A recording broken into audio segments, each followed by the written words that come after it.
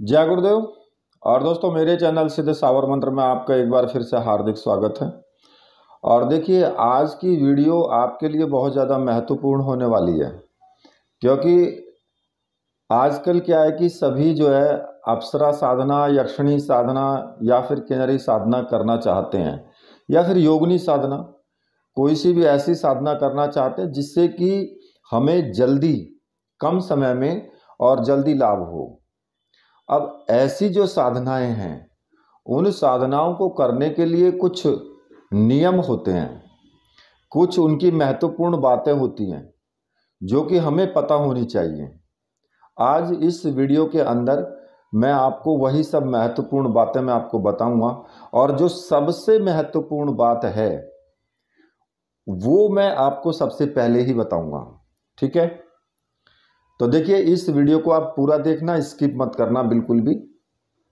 और साथ में ही ये भी बताऊंगा कि देखिए, अभी जो चंद्र ग्रहण आने वाला है 28 तारीख पूर्णिमा को जो चंद्र ग्रहण आएगा, खैर चंद्र ग्रहण तो कभी भी हो, उसमें ऐसी साधनाएं जल्दी सक्सेसफुल होती हैं और जल्दी उनमें हमें सफलता भी प्राप्त होती है।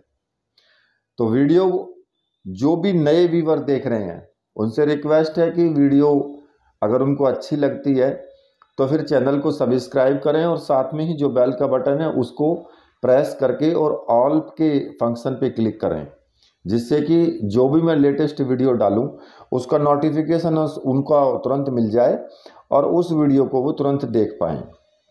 और यही जो पुराने व्यूवर हैं उनसे भी मैं कहूँगा कि वो भी एक बार अपना जो नोटिफिकेशन बेल है उसको चेक कर लें कि उन्होंने ऑल के फंक्शन पे क्लिक किया है या नहीं किया है। ठीक है। और दूसरी बात कि रात्रि में मैसेज ना करें। मैंने बहुत बार कहा है कि भाई रात्रि में मैसेज ना करें, मैं जवाब नहीं दे पाऊँगा, तो इसलिए आप इस चीज़ को ध्यान में रखें। मैं भले ही रात्रि में आपको जवाब दे रहा हूँ, उससे मतलब नहीं है, क्योंकि मुझे टाइम नहीं मिल रहा है तो मैं आपको जवाब किसी भी वक्त दे सकता हूँ। तो इसलिए आप उस चीज़ को अपने ध्यान में रखें कि हमें रात्रि को मैसेज नहीं करना है। अब बात आती है कि जो चंद्र ग्रहण है, देखिए अभी जो वक्त चल रहा है वो वक्त बहुत ही ज़्यादा अच्छा टाइम है साधनाओं के लिए। अब जो चंद्र ग्रहण आएगा, चंद्र ग्रहण में भी आप इस साधना को कर सकते हैं, और बहुत से लोगों को मैंने बताया भी है। पहली वीडियो में भी मैंने बताया है, एक और वीडियो डाली है पहले, उसमें भी मैंने बताया है कि साधना आपको कैसे करनी है। सामग्री के साथ आप साधना कर सकते हैं, बशर्ते कि आपको सामग्री को टच नहीं करना है, क्योंकि नहीं तो वो दूषित हो जाती है। ठीक है, आपको मैंने उसमें तरीके भी बताए हैं, किस तरीके से आपको पूजन करना है या कैसे आपको जो है चंद्र ग्रहण के अंदर सामग्री को व्यवस्थित करना है। अब कुछ लोगों ने कहा जी सामग्री को कैसे व्यवस्थित करें, शाम के टाइम में पहले करते, तो मैं आपको बता दूं कि चंद्र ग्रहण से करीब 8-9 घंटे पहले ही जो सूतक लग जाता है, तो इसलिए सामग्री को आप 28 तारीख को दिन में 12 बजे पूरे तरीके से चौकी पर लगा करके व्यवस्थित करके रख दें। उसके बाद उसको छूना नहीं है फिर। ठीक है। और रात्रि में जब ग्रहण पड़ेगा 1:05 से, तब आपको साधना शुरू करनी है स्नान आदि करके। ठीक है। और जो साधना मैंने दी हुई हैं दूसरी वीडियोस में बताया हुआ, उसी प्रकार से साधना करनी है। और जब आप साधना पूर्ण कर लोगे, जब चंद्र ग्रहण खत्म हो जाएगा, तो उसके बाद फिर आपको स्नान करके और सभी सामग्रियों पर या कमरे में गंगा जल के छींटे आपको लगा देने हैं, जिससे कि सामग्री में या कमरे में जो भी नेगेटिविटी या जो भी एक तरीके से मानिए कि दूषित हो जाती हैं, तो वो जो है शुद्ध हो जाएं। ठीक है। अब बात आती है यहाँ पर कि आप साधना तो कर रहे हैं, लेकिन उसके कुछ जो नियम हैं, उन नियम को आप फॉलो कर रहे हैं या नहीं कर रहे हैं। तो देखिए, मैं यहाँ पर एक बात आपको बता दूं कि चाहे योगिनी हो या अप्सरा हो, यक्षिणी हो, किन्नरी हो या नायिका हो, या फिर नाग कन्याएं होती हैं उनकी साधना हो, कोई भी ऐसी साधना हो जो स्त्रियों से संबंधित है, यानी स्त्री साधना है, तो आपको जो स्त्रियां हैं, जो सांसारिक जीवन में स्त्रियां रह रही हैं, आपकी पत्नी भी हो सकती है, आपकी बेटी भी हो सकती है, आपकी बहन भी हो सकती है, आपकी माँ भी है, और दूसरे कोई भी स्त्री हो, आपको उसका सम्मान करना चाहिए। अब बात आती है कि एक तो आप अप्सरा साधना कर रहे हो, दूसरे जो आपके घर में आपकी पत्नी बैठी है, आप उसको प्रताड़ित कर रहे हो, उसकी अवहेलना कर रहे हो, उसको दुख दे रहे हो, या फिर शराब पी के घर पे आते हो, मारपीट करते हो, उसको प्रेम नहीं करते हो, तो मैं आपको यहां क्लियर बता देता हूं, आप चाहे लाखों की संख्या में मंत्र जाप कर लेना, कितने लाख आप मंत्र जाप कर लेना, अप्सरा साधना सिद्ध नहीं होगी। क्यों? क्योंकि वो भी एक स्त्री है, वो भी सम्मान चाहती है, और स्त्री हमेशा सम्मान की भूखी होती है। अगर आप अपनी स्त्री का ही, अपने घर में जो आपकी पत्नी है, आप उसका ही सम्मान नहीं कर सकते, तो फिर उस अप्सरा का क्या सम्मान करोगे तुम?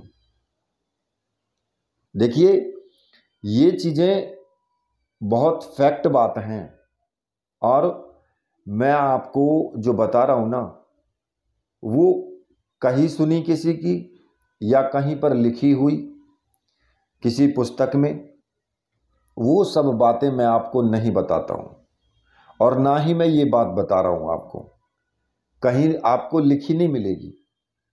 मैं आपको प्रैक्टिकल करके ही बता रहा हूं, और जो भी मैं ये बात बता रहा हूं ये प्रैक्टिकल है, इसका प्रयोग है, किया गया है, तभी मैं आपको ये सब बता रहा हूं कि हमेशा स्त्री का सम्मान करो। अगर आप इस प्रकार की साधनाओं में सफलता प्राप्त करना चाहते हैं, गुरु का सम्मान करो।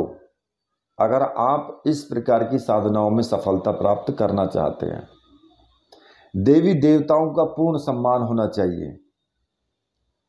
तो अप्सरा क्या है कि अप्सरा ये कहती है कि अगर आप इन लोगों का सम्मान नहीं कर सकते, तो तुम मेरा क्या सम्मान करोगे?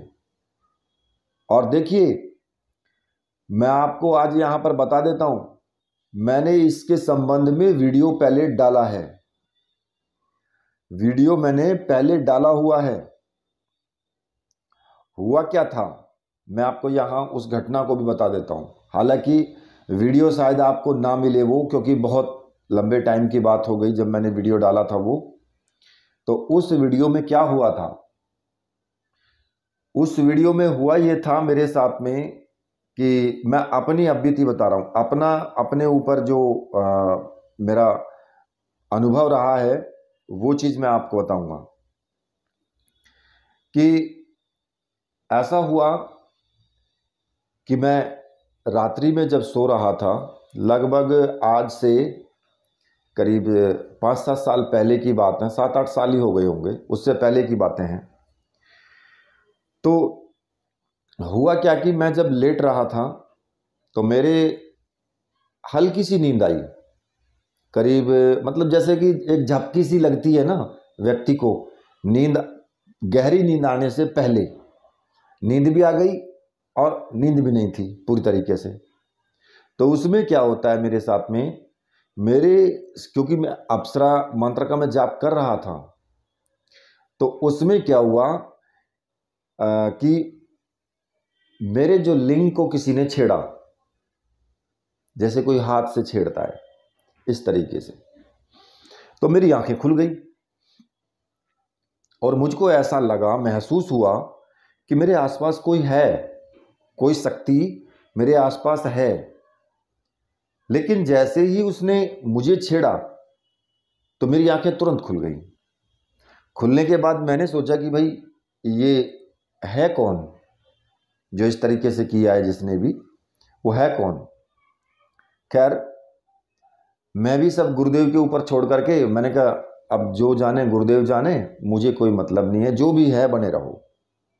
मैं अपने सो गया। फिर जब मैं रात में सो जाता हूं तो मुझे क्या दिखाई देता है, मुझे एक सपना दिखाई देना शुरू हुआ। उसको मैं सपना भी नहीं कह सकता।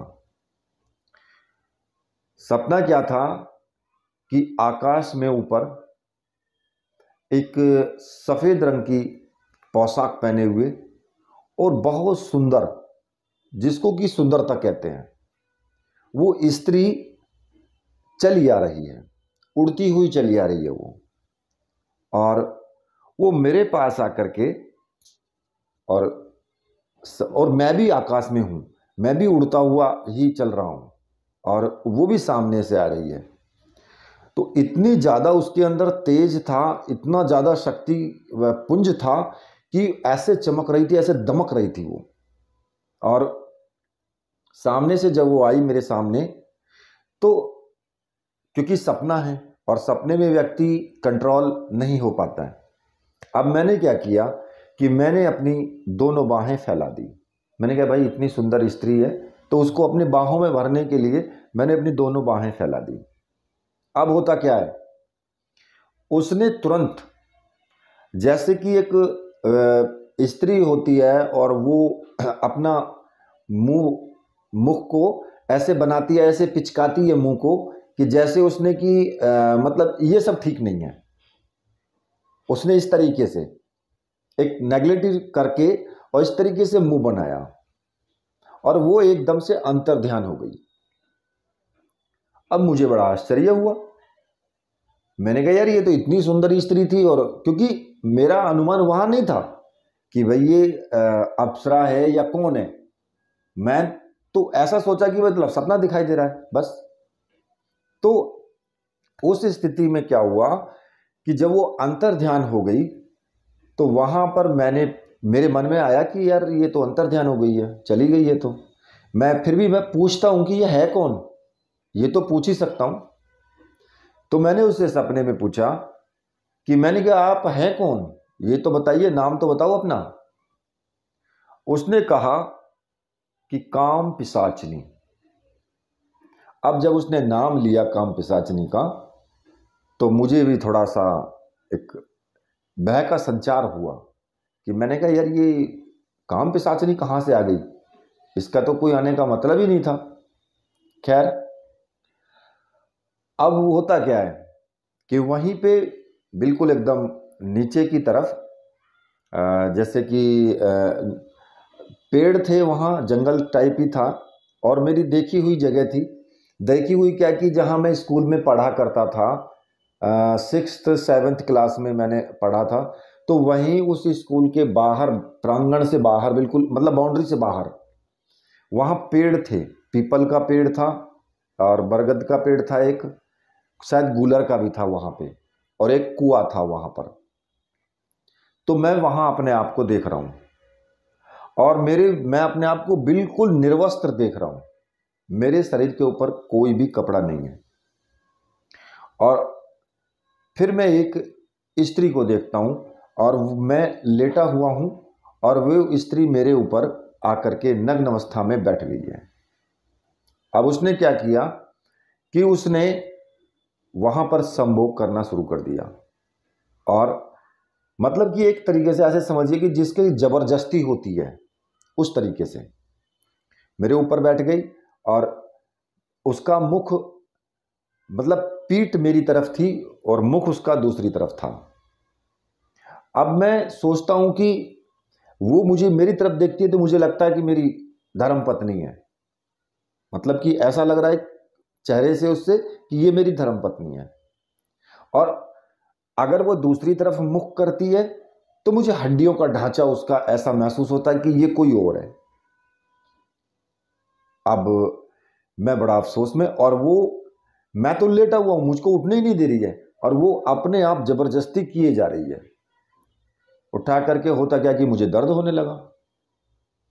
मैं बड़ा परेशान था उस वक्त में। अब मैं वहां से निकल भी नहीं सकता था, क्योंकि उसने मुझे इस तरीके से दबोचा हुआ था। उठा करके मैंने क्या किया कि ऑटोमेटिक मन में एक जैसे कि अंदर से एक अंतरात्मा की आवाज़ आती है कि भाई अब मैं क्या करूं, मैं तो मारा जाऊंगा यहाँ पर। तो मैंने क्या किया कि मैंने उस वक्त में अंदर से गुरुदेव को याद किया। बस खाली इतना निकला, मुख अंदर से, होठ भी नहीं चले, कि अंदर से ही याद किया गुरुदेव को कि गुरुदेव। अब इतना कहते ही उत्तर दिशा की तरफ से एकदम से बहुत तेजी के साथ में जैसे बिजली कड़कती है, इस तरीके से गड़गड़ाहट हुई और बिजली कड़की बहुत तेजी के साथ थे। और वहाँ एक सहतूत का पेड़ था, वहाँ कुआं था एक, और वहाँ पर आकर के एकदम से गुरुदेव प्रकट हो गए। गुरुदेव डॉक्टर नारायण दत्त श्रीमाली जी अपने इस रूप में प्रकट हुए जो उनका गृहस्थ जीवन का जो रूप था, सन्यासी रूप में नहीं, निखिलेश्वरानंद रूप में नहीं आए थे। वो डॉक्टर नारायण दत्त श्रीमाली जी का जो मैन स्वरूप था, जो गृहस्थ जीवन में थे वो, तो उसी रूप में वो एकदम से प्रकट हो गए।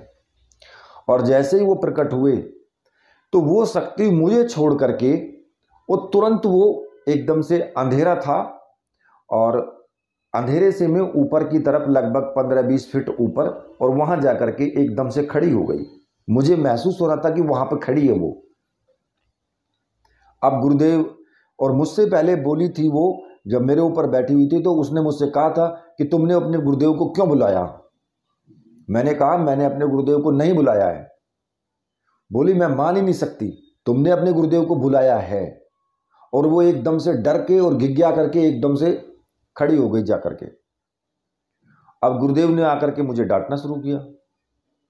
गुरुदेव बोले कि ये क्या कर रहे हो तुम। मैंने कहा गुरुदेव मैं तो गृहस्थी आदमी हूं, ये मेरी पत्नी है। बोले कि ये तेरी पत्नी नहीं है। मैंने कहा फिर। बोले ये कोई और शक्ति है, ये तेरी पत्नी नहीं है। मैंने कहा गुरुदेव ये तो मेरी पत्नी दिखाई दे रही थी मुझे। बोले कि ये पत्नी नहीं है तेरी। और फिर उस शक्ति को उन्होंने आदेश दिया, वहीं से खड़े होकर के बड़े कड़क स्वर में कहा, बहुत गुस्से में उस शक्ति को, कि आज मैं तुझे आदेश देता हूं कि आज के बाद इसके पास इस तरीके से बिल्कुल नहीं आना है, ये ध्यान में रखना, वरना मुझसे बुरा कोई नहीं होगा। तो अब गुरुदेव मुझसे बोलते हैं फिर आदेश दे करके उसे कि अब इतना तो मैं समझ चुका था कि भाई हाँ, अब इस शक्ति से मेरा पीछा छूट गया, नहीं तो मुझे परेशान कर देगी। अब गुरुदेव मुझसे बोलते हैं कि मेरे पास आ, तू इधर आ।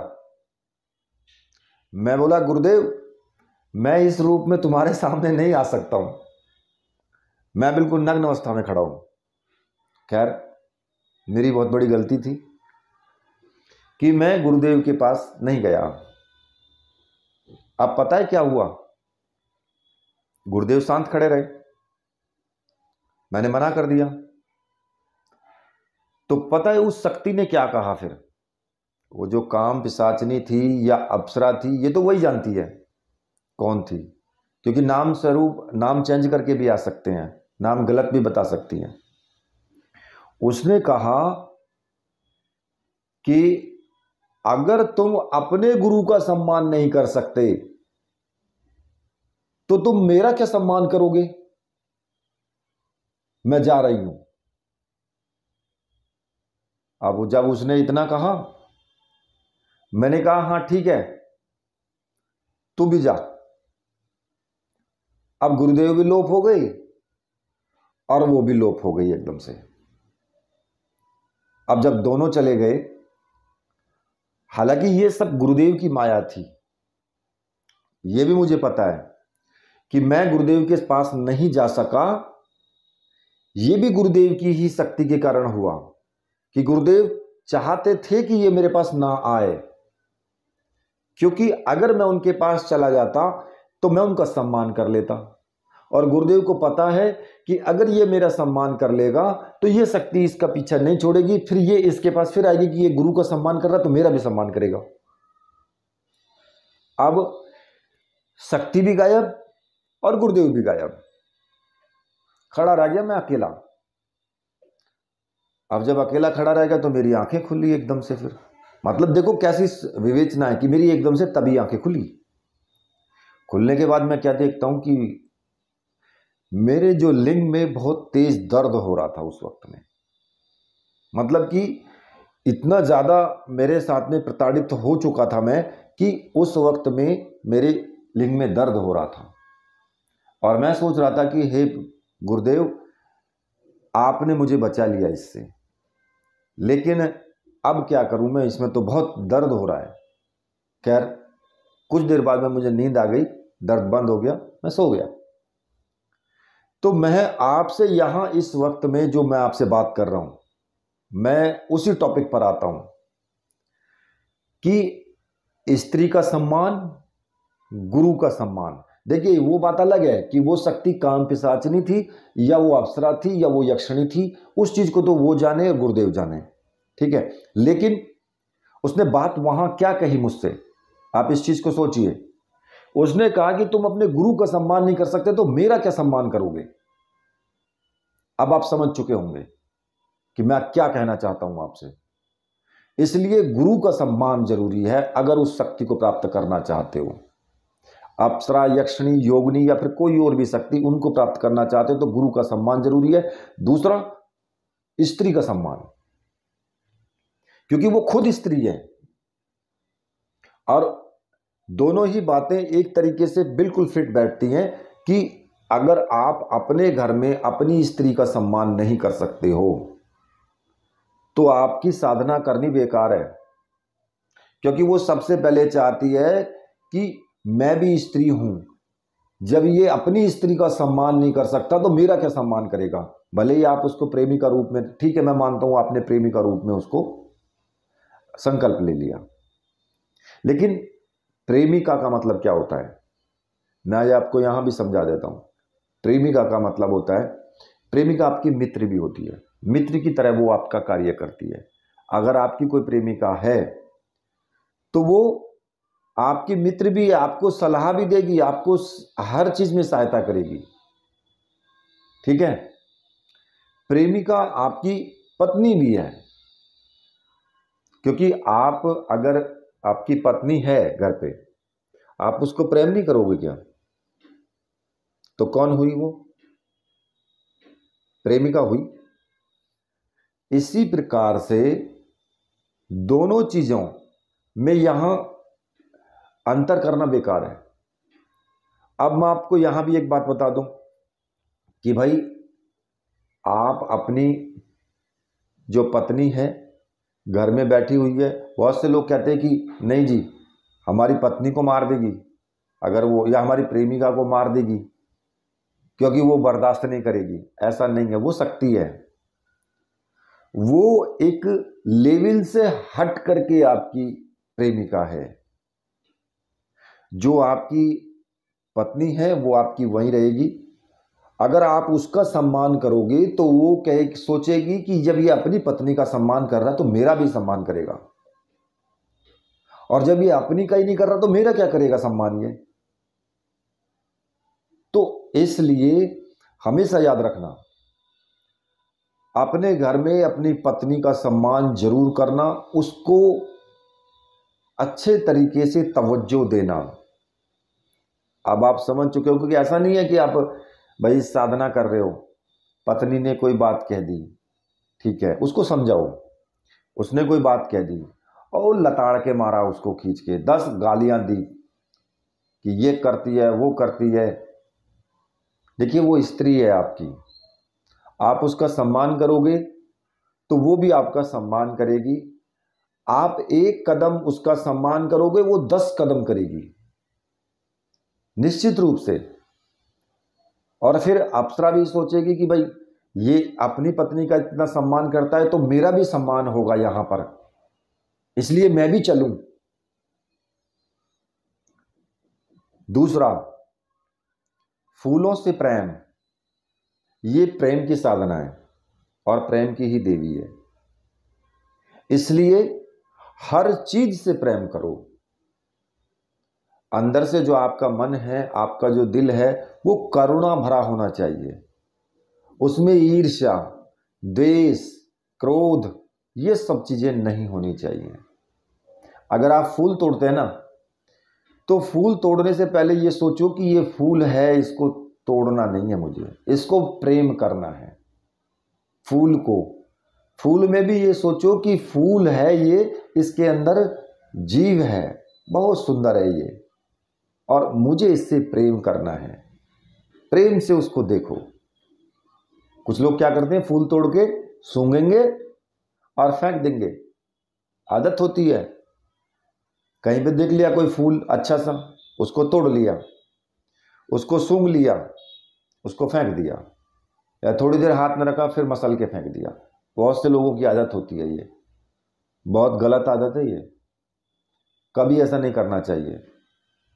अगर आप फूलों से प्रेम नहीं करते हो, इस तरीके का अगर आप कार्य करते हो, 100% ये शक्तियां क्रोधित होती हैं इससे, क्योंकि ये फूलों की प्रेमी है। ये फूल, इनकी साधनाओं में फूल चढ़ाया जाता है, एक फूल पर ये रजू हो जाती हैं, एक फूल पर ये प्रसन्न हो जाती हैं।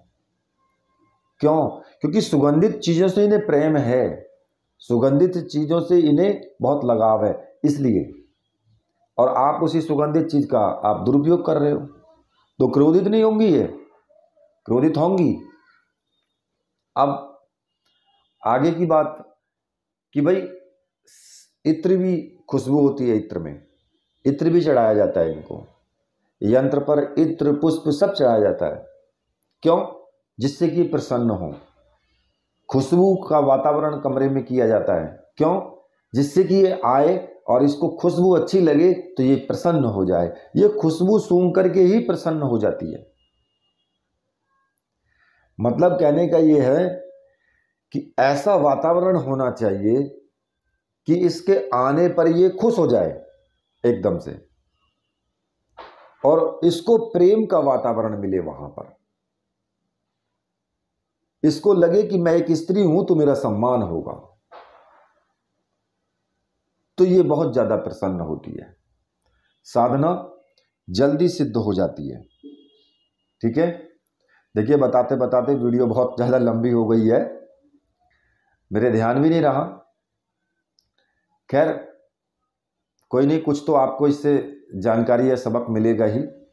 इसी के साथ मैं वीडियो को यहीं पर समाप्त करता हूं। मेरे साथ बोलिए बोलिए वीर बजरंगबली हनुमान जी महाराज की जय। बोलिए मेरे परमहंस गुरुदेव की जय।